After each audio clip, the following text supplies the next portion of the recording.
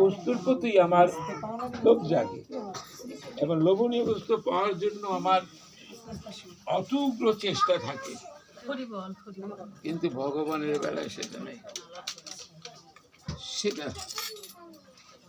সেখানে নেই।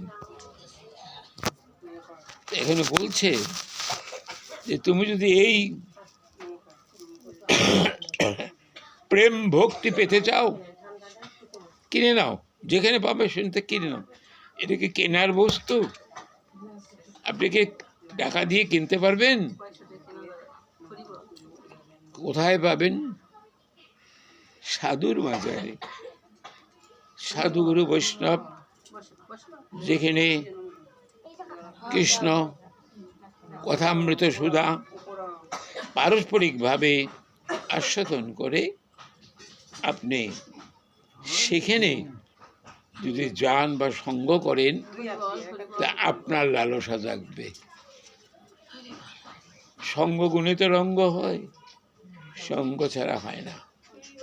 আমাদের ভাগবতীয় শাস্ত্রে বলছেন, সঙ্গ করো, সৎসঙ্গ করো, ভক্ত সঙ্গ করো, সাধু সঙ্গ করো, বলছেন। সঙ্গ করলেই তোমার এই যে সংসারের প্রতি মোহ, মমতা, আকর্ষণ, এগুলো থাকবে না। তখন তোমার এই সংসারের প্রতি কিছুটা বিরক্তির ভাব জাগবে।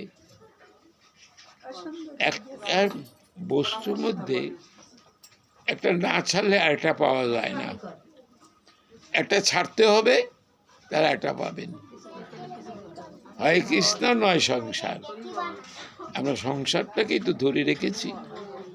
সংসার, কত ভালো থাকবো, কত আনন্দে থাকবো, কত ভোগ্য বস্তু খাবো, এই চিন্তাধারা কতদিন সেটা। আর ভগবানের যদি সেবা করতে পারি, আমার সেবায় যদি তিনি তৃপ্ত পরিতুষ্ট হন, সেখান থেকে যে আমি আনন্দ আস্বাদন পাব, সে আনন্দ আস্বাদন কোনোদিন শেষ হবে না, কোনোদিনই শেষ হবে না। সে আনন্দ আস্বাদন কোনোদিন শেষ হবে না।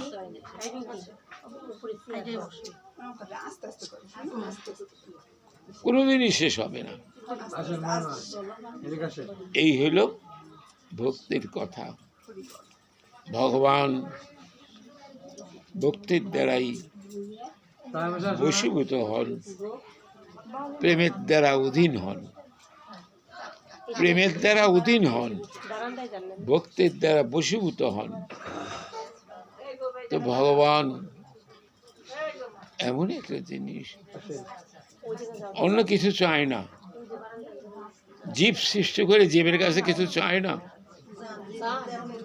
কিন্তু বলে শাস্ত্র তো তাই বলতে চায়। তো তুমি যা কিছু খাও, যা কিছু পড়ো, যা কিছু ধর্মকর্ম করো, সব আমাকে দাও, সব আমাকে দিয়ে দাও, আগে আমাকে সমর্পণ করো, তারপর গ্রহণ করো। গীতায় তো বলছেন, সব আমাকে দাও। ভগবান আমাদের সৃষ্টি করেছেন ভগবানকে লাভ করার জন্য। সেই ভগবত লাভের পথে যদি লোভ লালসা এসে, আত্মেন্দ্রিয় প্রীতি বাসনা এসে বাধাগ্রস্ত করে, তাহলে তো আর হয় না।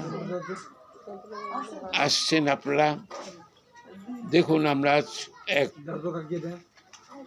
মহান কৃষ্ণ ভক্ত রাজার কথা আস্বাদন করি। কত বড় মহান রাজা ছিলেন, 7টা দ্বীপের অধিপতি, সপ্তদ্বীপের অধিপতি, অতুল সম্পদ। মা লক্ষ্মী অচলা হয়ে তার কাছে আছে, লক্ষ্মী তার কাছে লক্ষ্মীকান্ত যদি থাকে লক্ষ্মীও থাকবে, আর যদি লক্ষ্মীকান্ত না থাকে শুধু লক্ষ্মী ওখানে থাকে না। সেজন্যই লক্ষ্মীকান্তকে আনতে হবে। লক্ষ্মীকান্ত আসলেই লক্ষ্মী থাকবে। সেই রাজা নাম হলো অম্বরীশ। রাজাধিরাজ, এত তার সম্পদ, এই সম্পদের প্রতি তার কোনো আকর্ষণ নেই। তার এই সম্পদগুলোকে স্বপ্নবৎ অলীক মনে করতেন, স্বপ্নবৎ, আর এগুলোকে একটা মাটির ঢেলার মতো মনে করতেন। এটা তুচ্ছ-তাচ্ছিল্যের ব্যাপার নয়, মানে ধন দৌলত সম্পদ এগুলোর প্রতি তার কোনো আকর্ষণই ছিল না। সব আকর্ষণ ছিল গোবিন্দের অভয় চরণারবিন্দে, সব। সেই অম্বরীশ মহারাজের বিরাট কাহিনী, তার কিছুটা অংশ আপনার গ্রন্থের মাধ্যমে তার জীবন চরিত্রটা কি। আমরা ভক্ত চরিত্র আস্বাদন করে থাকি, ভক্তের জীবন প্রণালী, তার যে আচার আচরণ, এটা কিন্তু আমরা গ্রহণ করি না। ওই শোনাই সার থাকে, আর ওটা আমার জীবনে কখনো প্রয়োগ করি না। যে সে এত বড় একজন পরম ভক্ত, এত ধনী, এত সম্পদ থাকা সত্ত্বেও সেই সম্পদগুলোকে তুচ্ছ জ্ঞান করে গোবিন্দের সেবা নিয়ে আছেন।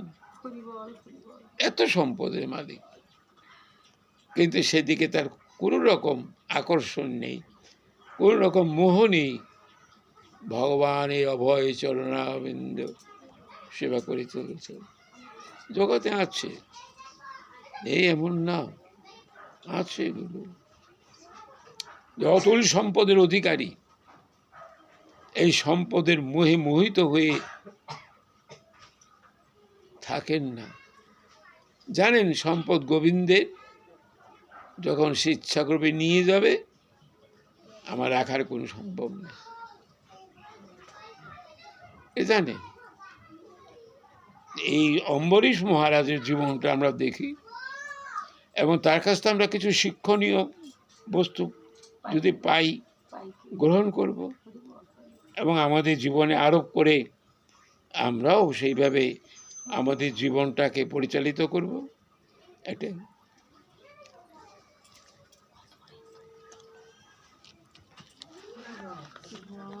ভাগবতের নবম স্কন্দ, দ্বাদশ স্কন্দরা ভাগবত।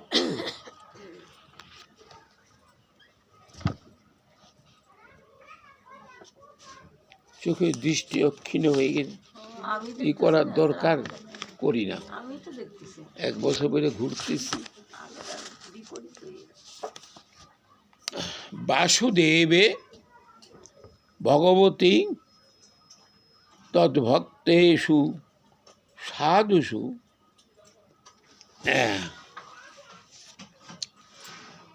প্রাপ্ত ভাবং পরং বিশ্বং যেন ঈদং লোষ্টবৎ স্মৃতং। বাসুদেবে, গীতার ভাষ্যে দেখবেন সপ্তমে আছে অধ্যায়ে, বহুনাং জন্মনামন্তে জ্ঞানবান মাং প্রপদ্যতে বাসুদেবম সর্বমিতি স মহাত্মা সুদূর্লভ। বহু জন্ম তপস্যা করে আসছে, অনেক বৎসর অতীত হয়ে গেছে, এবার তার স্থির হয়েছে যে বাসুদেব যিনি বিশ্বব্যাপী আছেন, প্রত্যেকটি জীবের অন্তর্যামী রূপে রয়েছেন, তিনি একমাত্র ভজনীয়, তিনি একমাত্র প্রণমীয়, তিনি আমাদের একমাত্র অর্চনীয়। এই জ্ঞান তার আসে। বাসুদেবী সব, অন্য কোনো কিছু নেই। বহু নাম জন্ম নাম, বহু জন্ম অতীত হওয়ার পর জানতে পেরেছেন যে ভগবানকে জানাটা এটা অনেক কঠিন ব্যাপার।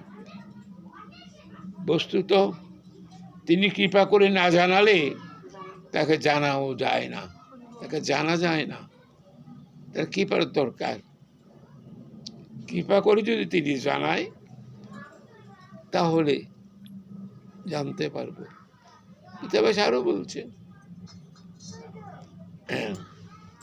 যে আমি ভূত ভবিষ্যৎ বর্তমান সব কিছু জানি, কিন্তু আমাকে কেউ জানে না। বেদহং সমতিতানি বর্তমানি চ অর্জুন মাম তু বেদ ন কশ্চন। আমাকে কেউ জানতে পারে না, আমি সব জানি। ভগবান সব জানেন। আপনার ভিতরে কি আছে না আছে, কি চাহিদা আছে, সব জানেন। আপনার বলার দরকার পড়বে না, সব তিনি জানেন। এবং সেই সমস্তগুলো যেটা প্রয়োজন বোধ করবেন সেগুলো দেবেন। আর যেগুলো গোবিন্দের সেবার বিরোধী হবে, যে সেবার থেকে দূরে সরে যাবেন, সেই বস্তু তাকে দেবে না। চৈতন্য চরিতামৃতে বলছেন, অন্য কামি করে যদি কৃষ্ণের ভজন, কৃষ্ণ নাম আগিতেও দেন সচরণ। আমি চাইলাম একটা জিনিস, তিনি দিলেন আরেকটা জিনিস, তাতে আমার অভিষ্ট কি সম্ভব হবে? আমার নানান কামনা বাসনা আছে, সেই কামনা বাসনাগুলোকে চরিতার্থ করার জন্য ভগবানের সেবা করছি। ভগবান কিন্তু আমাকে সেই কামনা বাসনা পূর্ণ না করে তার চরণ সেবার দিচ্ছে। আমি যেটা চাই না সেটা দিচ্ছে, আর যেটা চাই সেটা দিচ্ছে না। এর কারণটা কি? এর কারণ আবার সেখানেই বলে দিচ্ছে, মায়ামুগ্ধ জীবের নাই শত কৃষ্ণ জ্ঞান। মায়ামুগ্ধ আমরা, ভগবানের বহিরঙ্গা মায়া শক্তির দ্বারা আমি অভিভূত হয়ে আছি, আমি তাকে জানতে পারতেছি না। সেই জন্যই অনিত্য বস্তু তার কাছে চাই, যেটা থাকবে না, নষ্ট হয়ে যাবে, ক্ষয় হয়ে যাবে, সেই বস্তু তার কাছে আমরা চাচ্ছি। তিনি সেটা কেন দেবেন?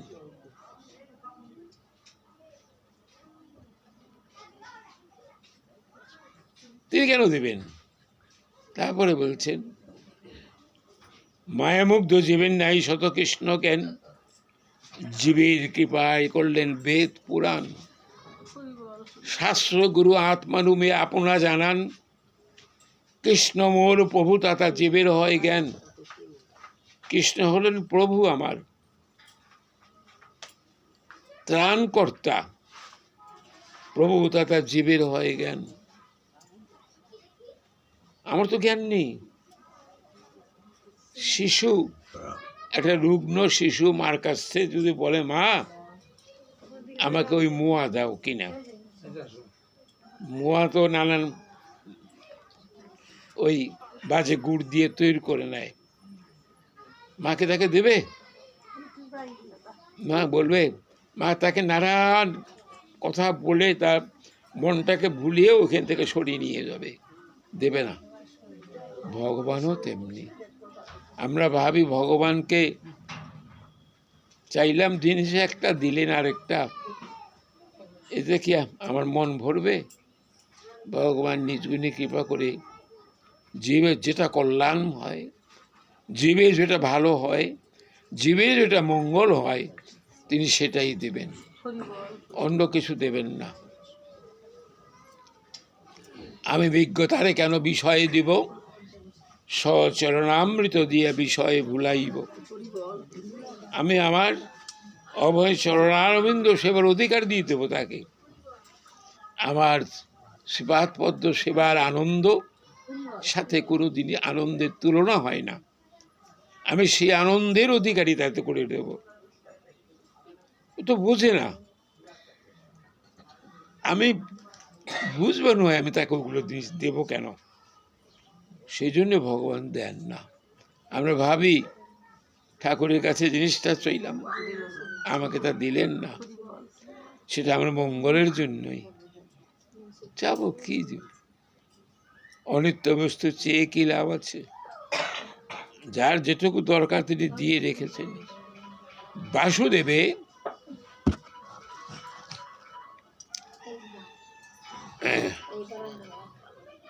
ভগবতী তত ভক্ষেষু সাধুষু প্রাপ্ত ভাবং পরং বিশ্বং যেন ঈদং লুষ্টবৎ স্মৃতম।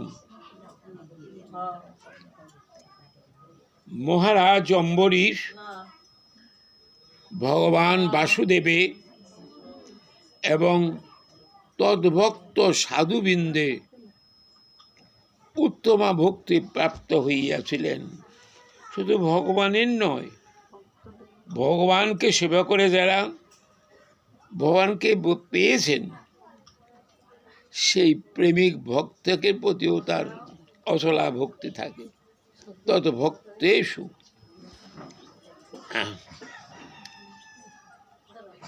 ওই ভাবের দ্বারা তার পক্ষে, যেহেতু তিনি কৃষ্ণ ভাবে ভাবান্বিত হয়ে আছেন, তো তাই অন্য বস্তুকে তিনি মাটির ঢেলার মতো মনে করতেন। গোবিন্দই তার কাছে সম্পদ, মহাসম্পদ। সেটা তিনি ত্যাগ করতে চাচ্ছেন না, তিনি সেটাই রাখবেন। আর যে সমস্ত সম্পদ এগুলো তিনি লোষ্টবৎ মানে মাটির ঢেলা মতো মনে করতেন। তার এই ভাবটা ভগবত সেবার কারণে হয়েছে। বাসুদেবের তদ্ভক্তেষু, ভগবান বাসুদেব এবং তার ভক্তের প্রতি তার অচলা ভক্তি। রাজাধিরাজ দেখেন, আমরা যারা এই জগতে ধনী বলে স্বীকৃত, আমার চাহিদা থাকে কি আরো কত আয় করে আমি আরো কত সঞ্চয় করতে পারবো, আরো কত ধনী হতে পারবো, অর্থের পিছনে। আর এই অম্বরীশ মহারাজ, ভগবান তাকে এত কিছু দিয়ে রাখছেন, তার প্রতি তার কোনো আকর্ষণ নেই, কোনো আকর্ষণ নেই। সেই অতুল অভাবনীয় সম্পদকে একটা মাটির ঢেলা মনে করতেন, মাটির ঢেলা মনে।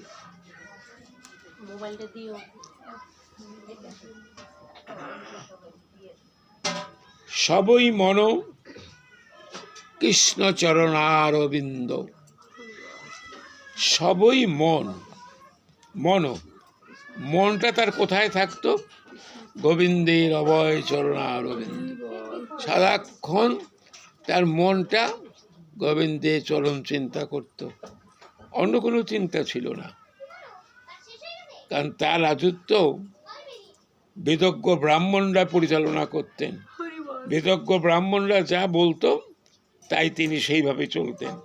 নিজে ইচ্ছা মতো কোনো রাজ্য শাসনও করতেন না বা কোনো কিছু করতেন না। তাহলে ব্রাহ্মণরা, বেদজ্ঞ ব্রাহ্মণরা যা বলতেন তাই তিনি করতেন। সেজন্যই তার অন্যদিকে মনটা ছিল না, মনটা গোবিন্দের সেবা। সবই মন কৃষ্ণ চরণারবিন্দ। ভাগবতে আমরা দেখতে পাই সপ্তম স্কন্ধেরই যুধিষ্ঠির মহারাজ নারদকে ভক্তিতত্ত্ব সম্বন্ধে জিজ্ঞাসা করছেন। নারদ তখন যুধিষ্ঠির মহারাজকে বলছেন, মহারাজ শুনুন, মনটা গোবিন্দের চরণে নিবদ্ধ করুন, গোবিন্দের চরণে নিবদ্ধ করুন। যেভাবেই হোক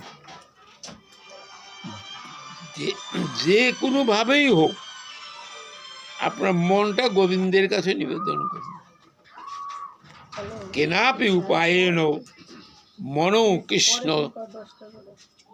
নিবেশ হয়েত। আপনার মনটা গোবিন্দের অভয় চরণারবিন্দে। মানুষের সবচেয়ে শ্রেষ্ঠ জিনিস হলো মন। মন যদি গোবিন্দের শ্রীপাদ পদ্মে নিবদ্ধ থাকে, সেই মন দিয়ে কিচ্ছু করা যায় না।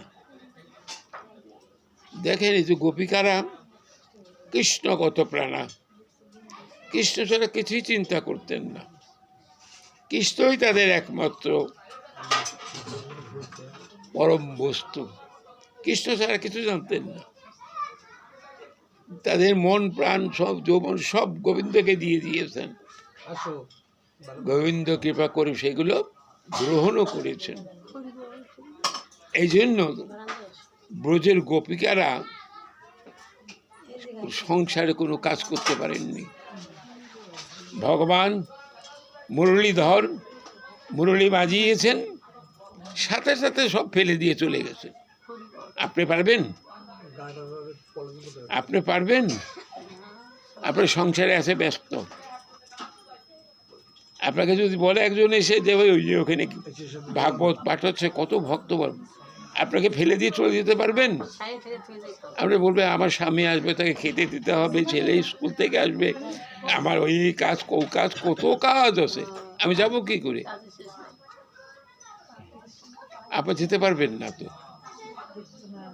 আপনি তো যেতেই পারবেন না। কিন্তু যারা কৃষ্ণ গোপিকারা দেখিয়েছেন, যদি আমরা কোনোদিনই তাদের সমতুল্য হতে পারবো না, কোনোদিন তাদের কোটি অংশের এক অংশ হতে পারবো না। ভাগবতে দেখিয়েছেন যে কত কৃষ্ণ কত প্রাণা, কৃষ্ণ ছাড়া কিছু বোঝেন না। তারা কৃষ্ণকে মন প্রাণ সব দিয়ে দিয়েছেন, কৃষ্ণ গ্রহণ করেছেন। এটা হলো মূল তত্ত্ব। দিয়েছেন তো, আমরা দেই আর নেই, ফেরত নেই, দেই আবার নিয়ে নেই, আমাদেরটা নেয় না। যদি গ্রহণই করত, আমার প্রদত্ত মন যদি ভগবান গ্রহণ করতেন কৃপা করে, আমি এই মন দিয়ে সংসার কোনোদিনই চালাতে পারতাম না, এই সংসার করতে পারতাম না, কোনো দিনই সম্ভব হতো না, সম্ভব হতো না। কিন্তু গোপিকারা দিয়েছেন, ভগবান নিজ গুণে কৃপা করে সেটা গ্রহণ করেছেন। সে কারণের জন্যই তারা অন্য কোনো দিকে যেতে পারেননি। মুরলীধর বংশীধ্বনি করেছেন, সব ফেলে দিয়ে ছুটে চলে গেছেন। যে কাজে ছিল সেই কাজ সেভাবেই ফেলে দিয়ে চলে গেছে, সেইভাবেই ফেলে দিয়ে গেছে। ভাগবতে যেগুলো বলে, আপনি আমি কোনো দিন তা পারবো না। চৈতন্য চরিতামৃতে বলেন, গোপী অনুগতি ঐশ্বর্যের জ্ঞানে বুঝিলেও কিন্তু না পাই। মানে গোবিন্দকে ভজন করলেও পাওয়া যায় না। গোপী অনুগতি বিনা ঐশ্বর্যের জ্ঞানে, তাদের অনুগত হয়ে ভজন সাধন না করলে ব্রজের ব্রজেন্দ্র নন্দনকে পাওয়া যাবে না। বুঝিলেও নাই পায় ব্রজের ব্রজেন্দ্র নন্দনে, পাওয়া যায় না। এই অম্বরীশ মহারাজ, তার মনটা সব সময় বাসুদেবে এবং তার চরণাশ্রিত ভক্তের প্রতি তার ছিল। সবই মনকৃষ্ণ চরণারবিন্দ। তার যে সমস্ত ইন্দ্রিয়গুলো, সব ইন্দ্রিয় দিয়ে ভগবানের সেবা করতেন। সবচেয়ে বড় জিনিস ছিল মন, মনটাই দিয়ে দিতেন। তারপরে কি বলছেন,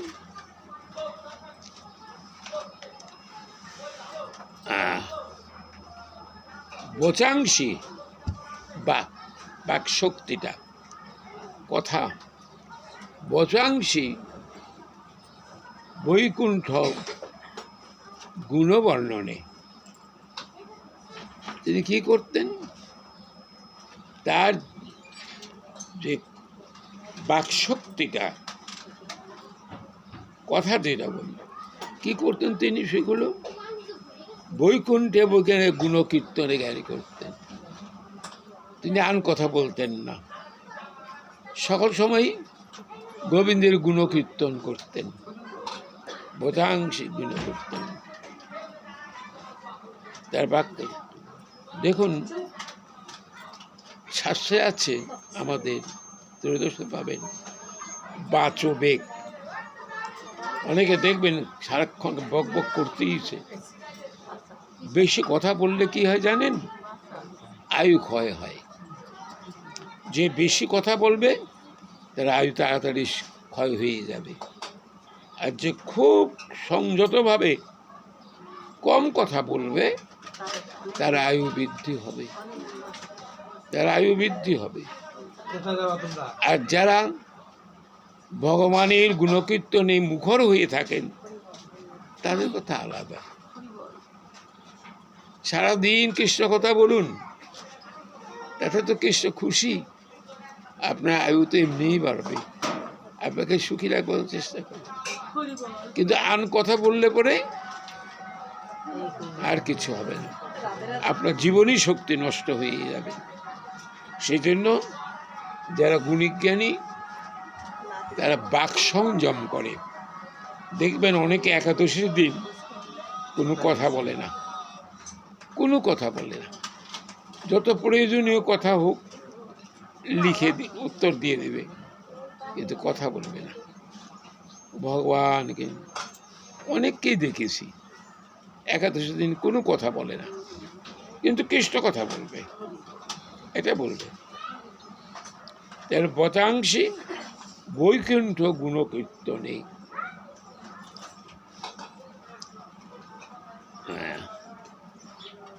করৌ হরের মন্দির মার্জনাদিষু। এই হাত দিয়ে কি করতেন? এই হাত দিয়ে দেখেন আমরা নিজেদের দেহটাকে পরিচর্যা করি, কত প্রসাধনী ব্যবহার করতেছি, কত সুগন্ধি সাবান ব্যবহার করছে দেহের জন্য, দেহ তো থাকবে না। আর উনি হাত দিয়ে কি করতেন? ভগবানের মন্দির ঝাড় দিতেন, পরিষ্কার উনি তো রাধাজি, তার কত সব পরিচারিকা রয়েছে, তারাই তো করতে পারেন। কাউকে দিয়ে তিনি কিছু করতেন না, সব নিজ হাতে করতেন, সব নিজের হাতে করতেন, কাউকে কিছু করতে দিতেন না। করৌ মানে হাত দিয়ে, কর মানে এই কর না, হাত দিয়ে, কর মানে হাত। হরের মন্দির মার্জনাদিষু শ্রুতিন, চকার ও অচ্যুত কথা হয়। কান দিয়ে কি করতেন?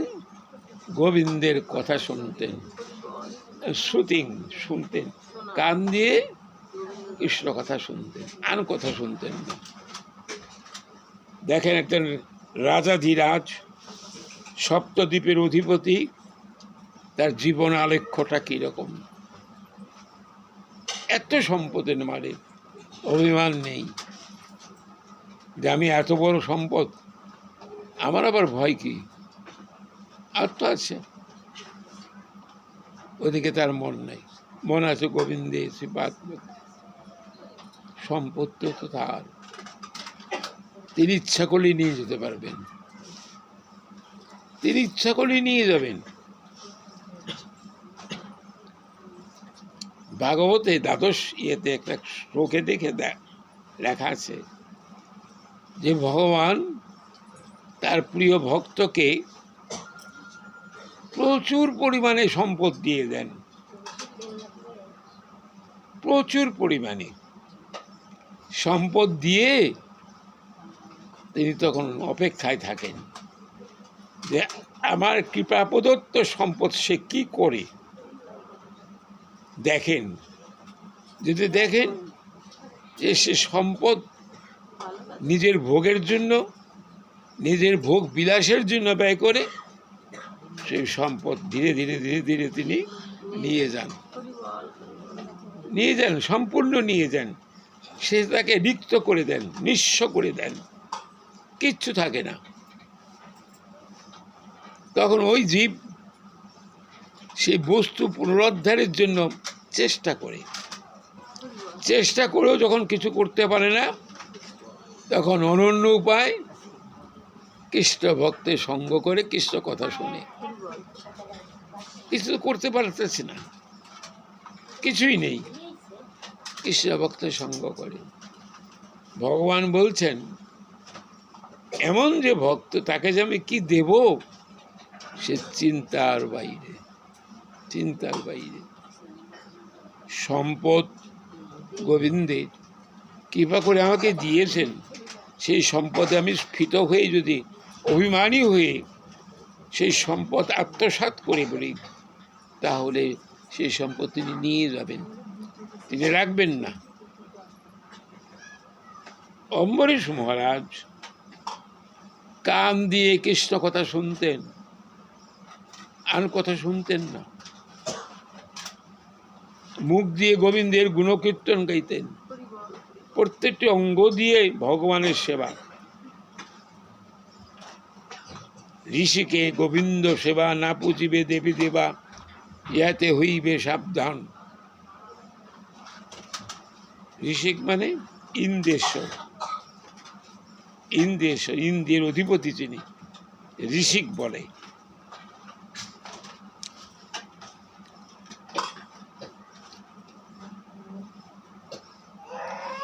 মুকুন্দ লিঙ্গ আলয় দর্শনী দৃশ্য। চোখ দিয়ে কি করতেন? এই যে দৃষ্টিশক্তি তিনি পেয়েছিলেন, এই দৃষ্টিশক্তির দ্বারা কি করতেন? ভগবানের বদনমণ্ডল দর্শন করতেন, ভগবানের দিকে তাকিয়ে থাকতেন, তার রূপ দর্শন করতেন, অন্তরে গেঁথে রাখতেন। তিনি যে চোখটি পেয়েছেন, এই চোখের সার্থকতাটা কোথায়? চোখের সার্থকতাটাই হইল গোবিন্দ মুখরাবিন্দ দর্শন করা, ভগবানের শ্রীমুখ দর্শন করা, ভক্তের মুখ দর্শন করা। চোখের কাজটাই হলো ওটা। আমরা তো এই চোখ দিয়ে নানান রকম লোভনীয় বস্তু দেখি, আনন্দজনক বস্তুগুলো দেখি। অম্বরীশ মহারাজ তা করতেন না। এই চোখ দিয়ে ভগবানের বদনমণ্ডল দর্শন করতেন, এক দৃষ্টে তাকিয়ে থাকতেন, ভগবানকে দর্শন করতেন। দেখে দেখে যেন তার আর মন আর ভরে না, দেখতেই থাকেন। দেখবেন অনেক ভক্ত আছে, দেখবেন মঠ মন্দিরে যে বিগ্রহের দিকে তাকিয়ে থাকেন, এমন নিরবিচ্ছিন্নভাবে তাকিয়ে থাকেন, সে আর চক্ষুটা অন্য জায়গায় দিতে পারে না। ভগবানের রূপ কি দেখে, যদি তাকে জিজ্ঞাসা করেন, আপনি তো ঘন্টার পর ঘন্টা দাঁড়িয়ে ভগবানকে দর্শন কি দেখলেন, উত্তর তিনি দিতে পারবেন না। ভাব জগতে চলে গেছেন। দেখেন তার জীবনটা কি রকম, তার প্রত্যেকটি অঙ্গ প্রত্যঙ্গ দিয়ে শ্রী হরির সেবা করে যাচ্ছেন। এই তো জীবন। এই জীবন কখন চলে যাবে কেউ বলতে পারে না। এই যে আপনারা এখানে সবাই বসে আছি, কে কখন কোথায় চলে যাব তার কোনো নিশ্চয়তা নেই। অতএব চোখের, মুখে, কানের, হাতের সার্থকতাটা গোবিন্দকে সেবা করে দেন। তাকে সেবা করলেই আপনার সব কিছু সুখ থাকবে। আর তাকে সেবা বঞ্চিত করে নিয়ে আপনি নিজের ইন্দ্রিয় সেবা করবেন, নানান রকম উৎকট ব্যাধিতে আপনি আক্রান্ত হবেন। উৎকট অনিরাময় ব্যাধিতে আপনি আক্রান্ত হবেন। যা নিরাময় হবে না। এত কথা বলুন, কিন্তু একটা কথাও যদি আমরা স্মরণে রাখতে পারি, চিন্তার মধ্যে যদি রাখতে পারি, কাজ করতে তো আপত্তি নেই। আপনি উপার্জনেও বাধা দিচ্ছেন না। ভগবান এই কথা বলে নাই যে তোমার উপার্জন করা দরকার লাগবে না, বলছে সে জায়গায় যারা নাকি এই ভগবত কৃপার উপর জীবনটাকে রাখছেন, যে ভগবানের কৃপা হলে পাবো, না হলে না পাবো, তার সেবাটা তো করি। আছে এমন ভক্ত, নিজের খাদ্যের দিকে কিন্তু চিন্তা নেই, সংসার কিভাবে চলবে তার চিন্তা নেই, সে প্রভুর সেবা করে চলছে, তার দিকে তাকিয়ে আছে। তিনি যদি কৃপা করে দেন হবে, না হয় না হবে, কোনো রকম উৎকণ্ঠা উদ্বেগ কিচ্ছু নেই, কিছুই নেই। ভগবানের উপর এই যে অননিরপেক্ষতা এবং নির্ভরতা জগতে বিরল। আমরা মুখে মুখে সব কিছু বলি, কিন্তু কার্যক্ষেত্রে কোনো প্রয়োগ নেই, যার ফলশ্রুতিতে আমাদের কিছুই হয় না, কিছুই হয় না। যাদের হয় হয়ে যায়। যারা গোবিন্দকে তাদের সবচেয়ে শ্রেষ্ঠ পরম পুরুষ বলে গ্রহণ করেছেন, তাকে ছাড়া যারা কোনো কাজের মধ্যেই যান না, তাদের জীবনটাই হলো আলাদা ধর্ম। মহানন্দে তারা রয়েছেন। কৃষ্ণ সেবার যে একটা আনন্দ, সে যে কি আনন্দ, এটা মুখে বলে বোঝানো যায় না, যে করে সে বোঝে কি আনন্দ আছে এর ভিতরে। এত আনন্দ কোথায় পান? আপনার ভিতরে একটা আনন্দ না থাকলে পরে আপনি কোনো কাজেই নিবিষ্ট চিত্তে মনোযোগ দিয়ে করতে পারবেন না, যদি আপনি আনন্দ না পান। আপনি যদি যে কাজটা আপনি করতে যাচ্ছেন, সে কাজে যদি আনন্দ না পান, সে কাজ আপনি করবেন না, সেখানে একটা অবহেলা আসবে। আর যে কাজে আপনি আনন্দ পাবেন, সে কাজ মনোযোগ দিয়ে করবেন, এটাই স্বাভাবিক। তো যারা কৃষ্ণকে কেন্দ্র করে নিজের জীবনটাকে কৃষ্ণকেন্দ্রিক করে নিয়ে নিয়েছেন, তারা কোনো চিন্তাই করে না, তিনিই যা করবার করবেন। আমার যেটু কাজ করার দরকার আমি সেই কাজ করি। আসছি ভগবত সেবার জন্য জগতে, ভগবানকে সেবা। এই যে কৃষ্ণ কথা শুনছেন, এটাও সেবা। যত শুনবেন ততই সেবা। ভগবান এতে বেশি আনন্দ পান, ভগবান সেখানে আনন্দ হয়। নারদ পঞ্চরাত্রে বলছেন, নহং তিষ্ঠামি বৈকুণ্ঠে যোগিনাং হৃদয়ে নচ মদ ভক্তা যত্র গায়ন্তি তত্র তিষ্ঠামি নারদ। নারদ পঞ্চরাত্রে দেখা যায় ভগবান বলছেন যে আমি বৈকুণ্ঠে লক্ষ্মীর কাছে থাকি না, আর যারা যোগ মার্গে আছেন, আত্মাকার হয়ে ভগবানকে ডাকছেন, সে যোগীদের নিমিত্তে আমি থাকি না। তা কোথায়? মদ ভক্তা যত্র গায়ন্তি, আমার ভক্তরা আমার গুণকীর্তন যেখানে করে, তত্র তিষ্ঠামি নারদ, সেইখানে আমি থাকি। যত আপনি কৃষ্ণ কথা আস্বাদন করবেন, ভগবান তার পার্শ্বদ সহ, গীতার মাহাত্ম্যগুলো আপনি দেখলে পাবেন, সব শুনবেন। সবচেয়ে প্রিয় বস্তু তার ওটা। ভগবানের গুণকীর্তন যারা করেন প্রাণ ভরে যারা করে থাকেন, ভগবান সেগুলো শোনেন, ভগবান তার প্রতি তুষ্ট হন। সেজন্য শ্রবণটা একটা কিন্তু বড় ভজন। যারা নিরবিচ্ছিন্নভাবে কৃষ্ণ কথা শ্রবণ করেন, তাদের মতো ভাগ্যবান জগতে বিরল।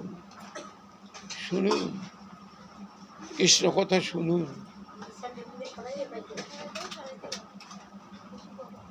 চৈতন্য চরিতামৃতে বলছেন যে আপনি বুঝুন বা নাই বুঝুন, ওরা চিন্তা করার দরকার নেই। শোনেন, আমি যে জিনিসটা বুঝি না আমি শুনে কি করব? আমি কথাটা শুনলাম কিন্তু বুঝতে পারলাম না, অর্থ বুঝতে পারলাম না, তাহলে আমি ওটা শুনতে যাব নাকি? কেউ যাবে না। কিন্তু কৃষ্ণদাস কবিরাজ বলছেন শুনুন, আপনি শুনুন, কান পেতে দিয়ে শুনুন। যদি না বুঝে কেহ, শুনিতে শুনিতে সেও কি অদ্ভুত চৈতন্য চরিত, কৃষ্ণে বুঝিবে প্রীতি, বুঝিবে রসের নীতি, শুনিলেই হইবে বড় হিত। শুনলেই আপনার মঙ্গল হবে। শুনলে যতটুকু সময় এখানে থাকেন পারস্পরিক শুনে গেলেন, পারস্পরিকভাবে আলাপ আলোচনা করেন, ভগবানের অশেষ করুণা জন্য দুঃখ আপনাকে বিপর্যস্ত করতে পারবে না, অভাব অভিযোগ আপনাকে উৎকণ্ঠিত করতে পারবে না, কোনো জিনিস আপনাকে করতে পারবে না, যদি একবার তার কৃপা লাভ করতে পারবে। ভগবত কৃপা পাওয়াটাই হলো সবচেয়ে বড় কথা। যিনি সেই কৃপাটা পেয়েছেন তার জীবনটা মধুময়, তার জীবনে অনাবিল শান্তি, অনাবিল শান্তি। এমনই একটা বস্তু ভগবান জগতে দিয়ে আসছে। কয়জন পায় এই জিনিস? কয়জন পায়? কোটিতে বিরল। গীতাই বলছে এগুলো। মনুষ্যানাং সহস্রেষু যততে সিদ্ধয়ে তততামপি সিদ্ধানাং কশ্চিৎ মাং বেত্তি তত্ত্ব। শত শত মানুষ আমাকে পাওয়ার চেষ্টা করে এবং তারা ভাবে যে আমাকে পেয়ে বসছে, কিন্তু তা নয়। তারপর কথিতে হয়তো একজন আমাকে তত্ত্ব তো জানতে পারে। কশ্চিৎ মাং বেত্তি তত্ত্বত। কেমন সহস্র সমান যাচ্ছে। সবকিছু ভগবানের কৃপার উপর। আপনার যদি আগ্রহ থাকে, তার সেবার জন্য আগ্রহ থাকে, আমাদের প্রত্যেকটা কাজের পিছনে একটা উদ্দেশ্য থাকে। উদ্দেশ্যবিহীনভাবে কোনো কাজ করব না। যে কাজটাই আমি করতে যাই আমার একটা উদ্দেশ্য আছে, সেই উদ্দেশ্যের দ্বারা প্রণোদিত হয়ে আমরা সেই কাজটা করতে পারি। বিনা উদ্দেশ্যে কেউ কাজ করে না। প্রথমে আসে যে আমি এটা করলে কি পাবো, কি হবে আমার, এইসব চিন্তাধারা। এমনটা কেউ বলে যা হবার হবে, আমি তো করে যাই, এটা কিন্তু কেউ করে না। কেন খাটতে যাব? যে খাটলে আমার কোনো কাজ হবে না, সে খাটতে যাব কেন? এ কেউ করে না। কৃষ্ণের সেবাটাও তাই। কেউ সেখানে যেতে চায় না। যেটুকু করে যান্ত্রিক, যন্ত্রের মতো করে দিয়ে চলে যায়। প্রাণ ঢালা সেবা নেই। আপনি প্রাণিক টানে গোবিন্দকে সেবা মনে ভুলে যাবেন। ভগবত সেবায় বসছেন, নিজকে ভুলে গেলেন, সেবাই করে যাচ্ছেন, সেবাই করে যাচ্ছেন। সে আত্মবিস্মৃতি যতক্ষণ পর্যন্ত না আসবে ততক্ষণ সম্ভব। সে পথটা বেছে নিতে হবে।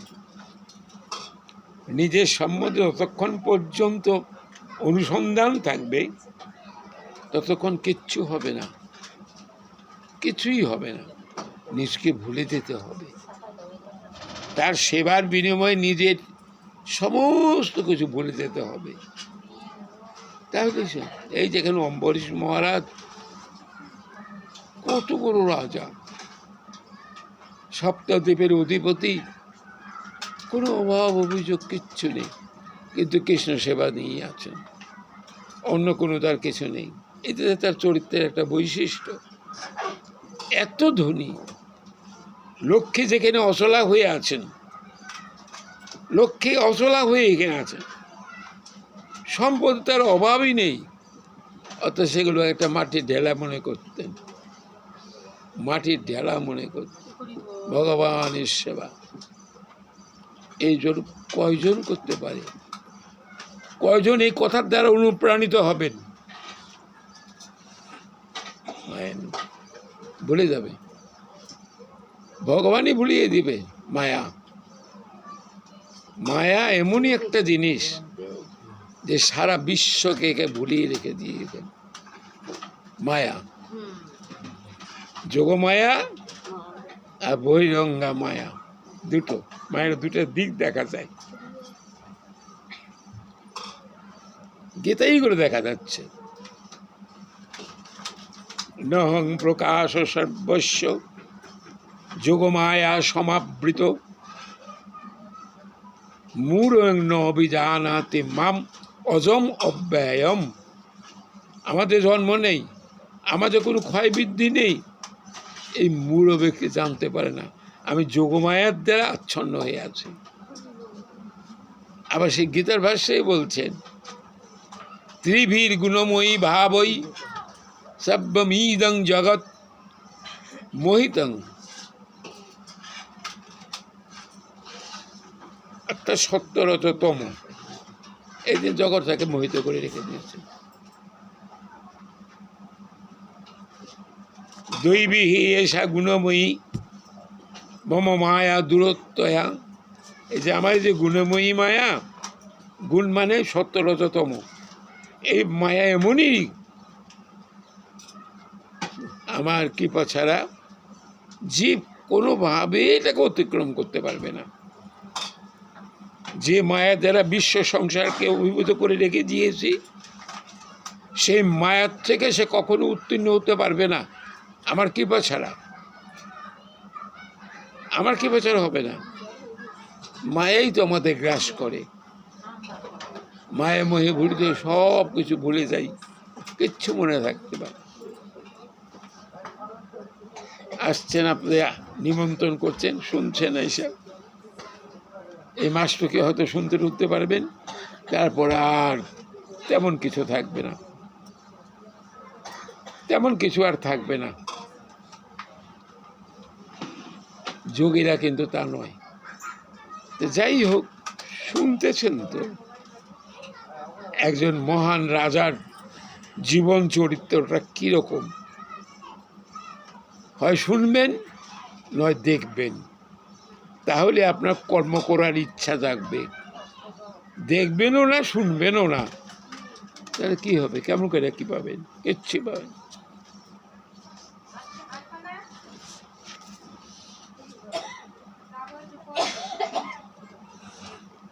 মুকুন্দ লিঙ্গ আলয় দর্শনের দৃশ্য, এই চক্ষু দিয়ে ভগবানের রূপ দর্শন করত। লিঙ্গ মানে তার অবয়ব, তাকে দেখতেন। তদ্ভিত্র গাত্রেষু অঙ্গ সঙ্গমম। আর ভক্তের গাত্র, ভক্তের আমরা আলিঙ্গন করি না, আলিঙ্গন করি কেন? কি জন্য? আনন্দ, আনন্দ। আসলে ওই জায়গায় আনন্দ মানে আপনার ভাবের বিনিময় হয়। আমার ভাব নেই, আপনি অনেক ভাবের ভাবুক আছেন, আপনার অঙ্গ স্পর্শ করলাম, প্রণামী করি, আলিঙ্গনই করি, আপনার ভাবটা আমার ভিতরে চলে আসবে, আপনার ভাবটা আমার ভিতরে চলে আসবে। আর যদি তা না করি, ভগবানকে তো আলিঙ্গন করা যায় না, ভক্তকে আলিঙ্গন করা যায়, ভগবানের প্রণাম করা যায়, তাকে বসে দেখতে পারা যায়, তার গুণকীর্তন করা যায়, তাকে তো আলিঙ্গন করা যায় না। কেমন করে আনবো? সে তো সিংহাসনে বসে রয়েছে। ভক্তকে পারা যায়, সেই জন্য ভক্তের ভাব বিনিময় হয়। আমার ভাব শূন্য, আমার ভিতরে ভক্তি বলতে কিছু নেই। ভক্তের ভাব, আমি যখন তাকে আলিঙ্গন করব, সেই ভাবটা আমার ভিতরে চলে আসবে। সেটা আমার যেটা বছরের পর বছর চেষ্টা করলেও পাওয়া যাবে না, একজন কৃষ্ণ ভক্তের অঙ্গ সঙ্গমন করলে পরিচয় হয়ে যাবে, সেটুক পেয়ে যাবেন। একজন মহান কৃষ্ণ ভক্তের অঙ্গ যদি স্পর্শ করতে পারেন, তার ভাব আপনার উপর আপরিত হবে।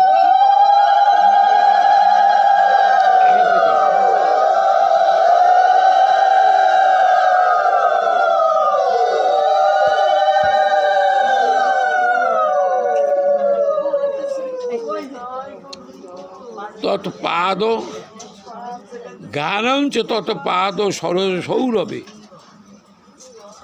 তার চরণে যে ফুল অর্পিত থাকে বা তুলসী দেওয়া হয়, সেটা ঘ্রাণঞ্চ তৎ পাদ সরজ সৌরভে শ্রীমৎ তুলসা রসনাং তদর্পিতে। তুলসী ভগবানের চরণে ভক্তিচন্দন মিশ্রিত করে তুলসী দেই। অম্বরীশ মহারাজ সেই তুলসী সেবা করতেন, তুলসী সেবা করতেন। এই যে আমি এখানে ভগবানের চরণে তুলসী দিলাম, আমি একটা নিলাম আর দিয়ে দিলাম, যেটা যেন নষ্ট না হয়। অম্বরীশ মহারাজ এই ভক্তিচন্দন মিশ্রিত তুলসী তিনি মুখে দিতেন।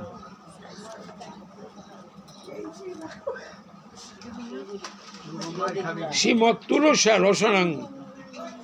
রসনাং তদর্পিতে পাদৌ হরে ক্ষেত্র পদ অনুসর্পণে। পা দিয়ে কোথায় যেতেন?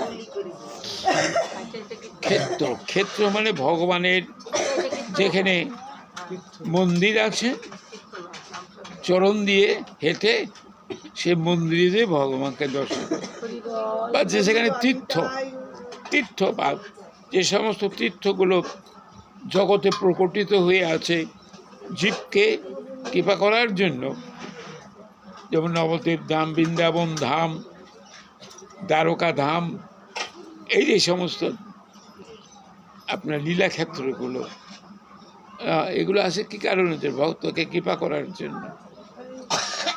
শাস্ত্রে বলছেন অন্যান্য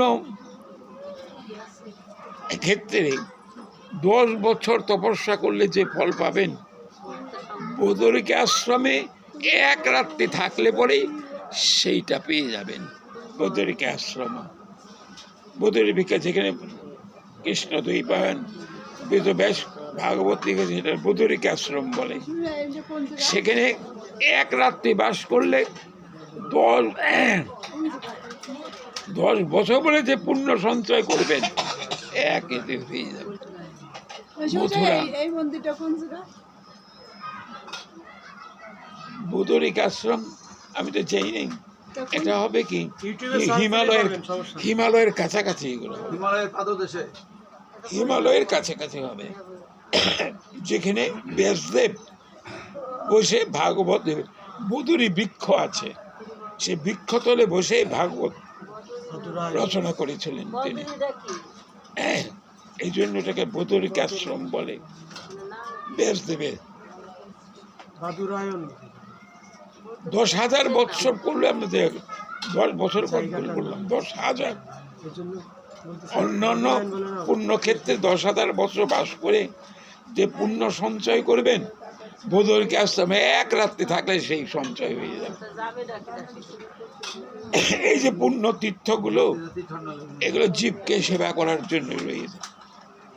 আপনার ভালো লাগলো না?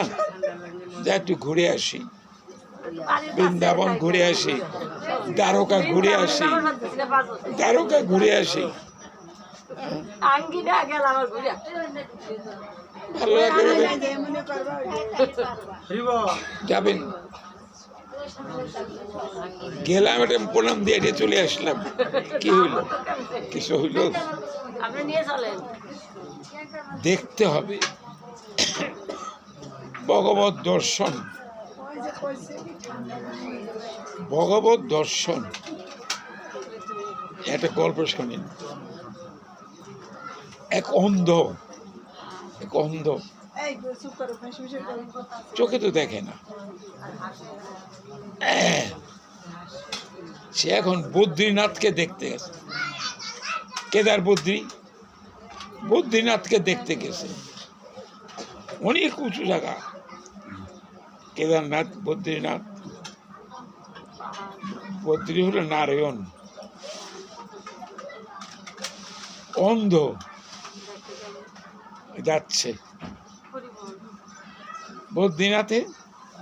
বদ্রীনাথকে দর্শন করার জন্য। অন্যান্যরা ভক্ত বলছে যে কেউ তো অন্ধ, বদ্রীনাথের কি দেখবে? ও তো অন্ধ, চোখে কি দেখবে?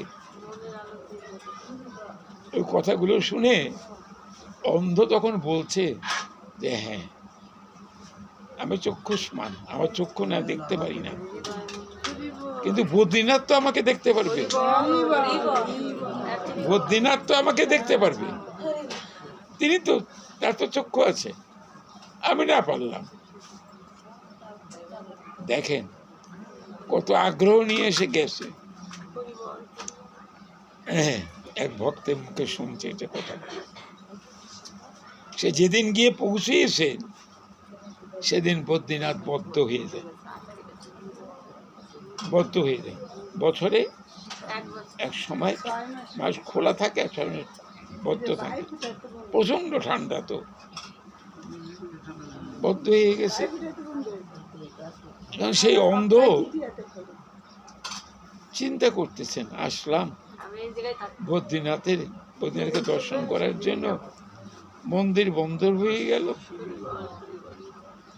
বদ্রীনাথ ভাবছে আমার ভক্ত এত কষ্ট করে আসছে আমাকে দেখবার জন্য, ভগবান নিজ গুণে চলে আসছে। এতে তার সাথে আলাপ আলোচনা, কত কিছু আলোচনা করতেছে। করতে করতে যখন আবার বদ্রীনাথ খুলে গেলে তখন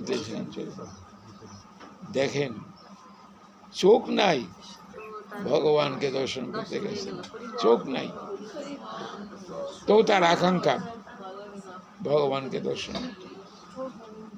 চোখ দিয়ে তো ভগবানের মন থাকা চাই। চোখের সাথে যদি মনের সংযোগ না থাকে, আপনি দেখেও দেখতে পাবেন না। নিজেরা পরীক্ষা করে দেখেন। আপনার হয়তো কোনো একটা বস্তুর দিকে দীর্ঘ সময় তাকিয়ে আছেন, কোনো একটা জিনিস আপনি তাকিয়ে আছেন, কিন্তু সেটা দেখতেছেন না, কিন্তু ওর দিকে তাকিয়ে আছেন। এমন সময় হয়তো আপনার বন্ধু সব, আরে কি দেখতেছিস? না তো কিছু দেখি না, তো কিছু তো দেখি না। তাকে কি দেখলেন? মন ওর ভিতরে ছিল না। মনটা যদি থাকতো, সে বলতে যে আমি ওই জিনিস দেখতেছিলাম। সেই জন্য ভগবত দর্শনের মধ্যেও মন থাকা চাই। আপনার যদি মনটা না থাকে, তাহলে সেই দর্শন দেখা হয়ে যায়। আমি ঘড়িটা কটা বাজছে? 10 মিনিট বাকি 9টা বাজতে। হ্যাঁ, 9টা বাজতে। ঘড়িটা রেখে আসছে, ইটা আনি নাই, মনে চলে এসছে। পাদৌ হরে ক্ষেত্র পদ অনুসর্পণে শির, এ মাথা, শির ঋষিকেশ পদ অভিনন্দনে। অম্বরীশ মহারাজের মস্তক কি করতেন? ভগবানের চরণের। ভগবান কিন্তু প্রণাম চাচ্ছেন। গীতা ভাষ্যে দেখবেন